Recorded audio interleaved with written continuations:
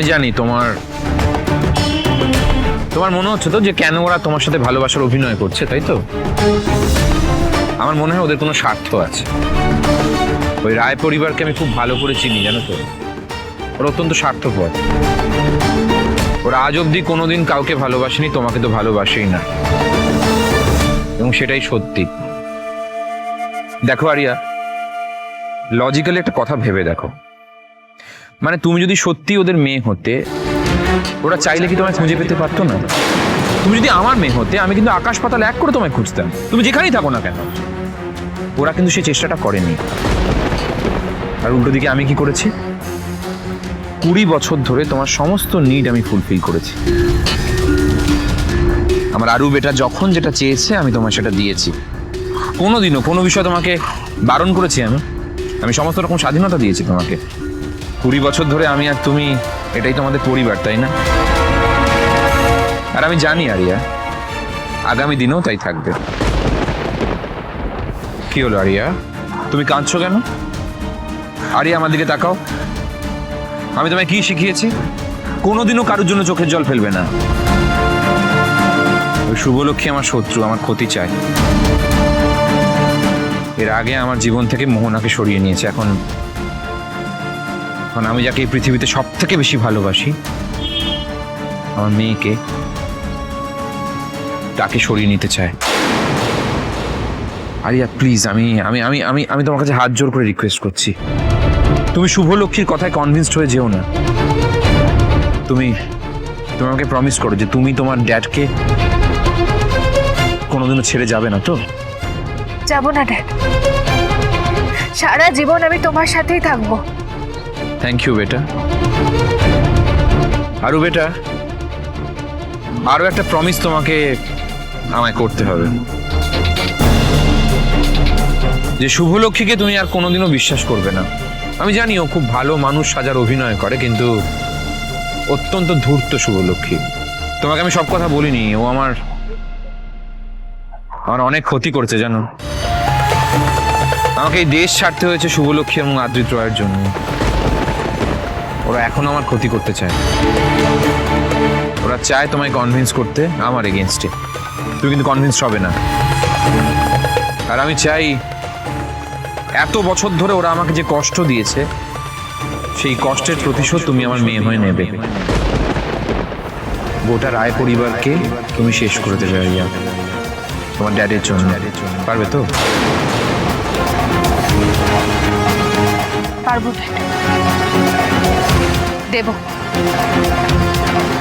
আর আমার সব থেকে প্রথম টার্গেট হবে মিসেস রায়, কারণ ওনার জন্য আমার পুরো জীবনটা এলোমেলো হয়ে গেছে।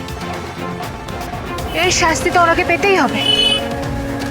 উনি আমার জন্য যে গন্ডগোলটা তৈরি করেছে, আমার জীবনের যে অবস্থা করেছে, তার ফল ওনাকে ভুগতেই হবে।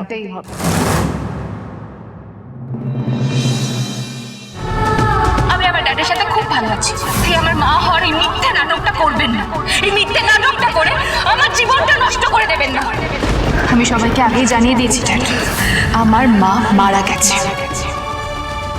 আমার মেয়েকে আমি ফিরিয়ে আনবো।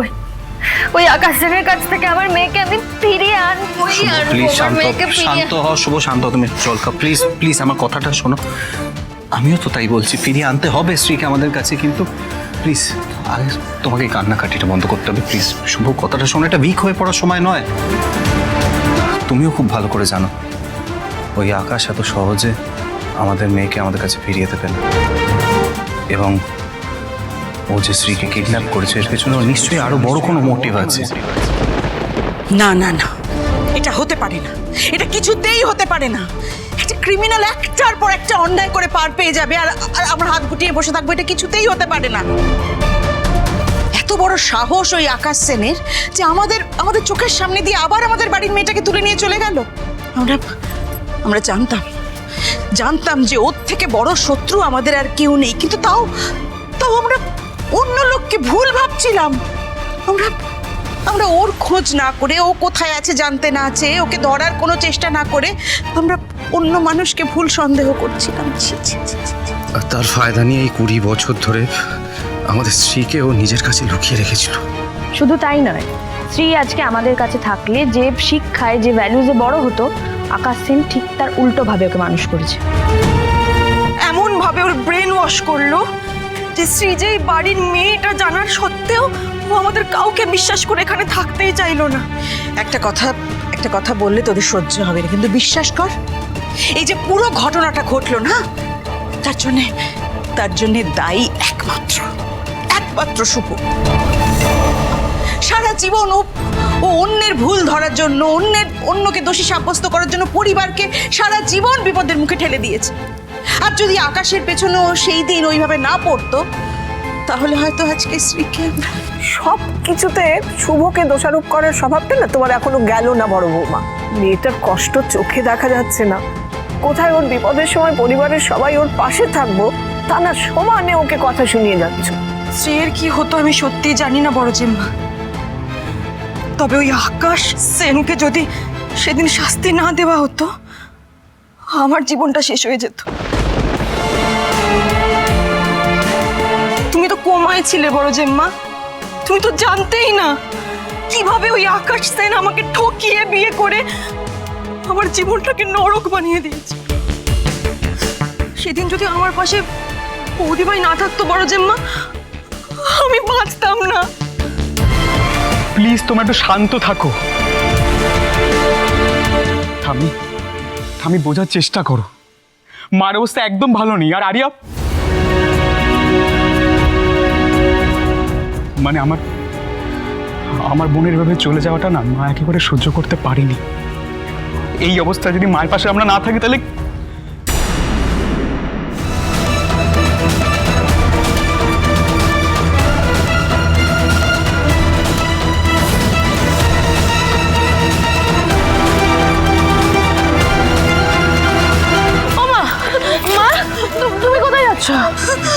প্লিজ কোথাও যেও না।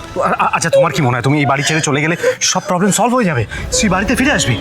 আমা তুমি কোথাও যাবে না, তুমি চলে গেলে আমার কি হবে বলো তো? তুমি ব্যাগটা রেখে দাও। সাজানোকে আটকাস না।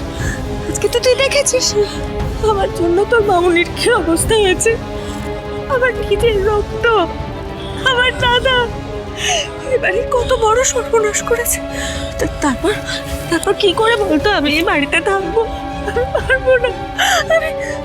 আমি শুভর মুখোমুখি কি করে দাঁড়াবো? আমি পারবো না রে, আমাকে যেতে দে। কোথাও যাবে না, তুমি এখানে থাকো। আমি পারবো না।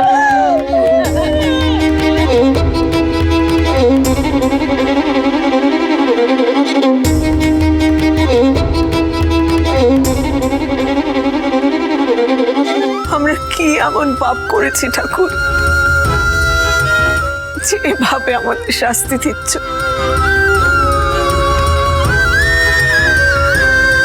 এইভাবে আমার ফ্যামিলিকে আমি ভাঙতে দেবো না।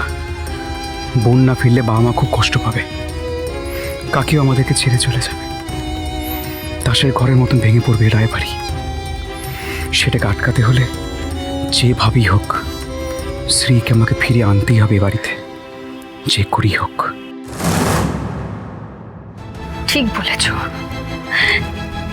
ঠিক বলেছো তুমি। ওই মিস্টার সেন আমার মেয়েটাকে আমাদের বিরুদ্ধে ব্যবহার করছে, ইচ্ছা করে ওর মনটা আমাদের বিরুদ্ধে বিষিয়ে দিয়েছে, যাতে আমাদের মেয়ে নিজের বাবা মাকেই ঘৃণা করে। আর ওই মিস্টার সেনের কথা বেদ বাক্যের মতো মেনে চলছে মেয়েটা আমার।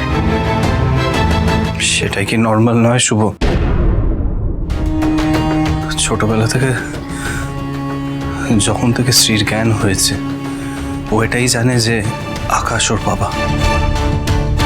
আর ও আমাদেরকে ততটাই চিনেছে যতটা আকাশ ওকে চিনিয়েছে। না, আমি এর বিহিত করে ছাড়বো আদি। আমি দরকার হলে থানা, পুলিশ, আদালত যা হবে, যেটা হবে করব। আমি জোর খাটাবো, দরকার হলে আমি আমার মেয়েকে ওই মিস্টার সেনের কাছ থেকে একেবারে ছিনিয়ে আনবো। হয় না এভাবে, please calm down, try to understand the situation. Shri আজকে একজন অ্যাডাল্ট, আজকে কোনো থানা পুলিশ করে আমরা ওকে নিয়ে আসতে পারবো না। ও যদি না চায় আমরা ওকে নিয়ে আসতে পারবো না।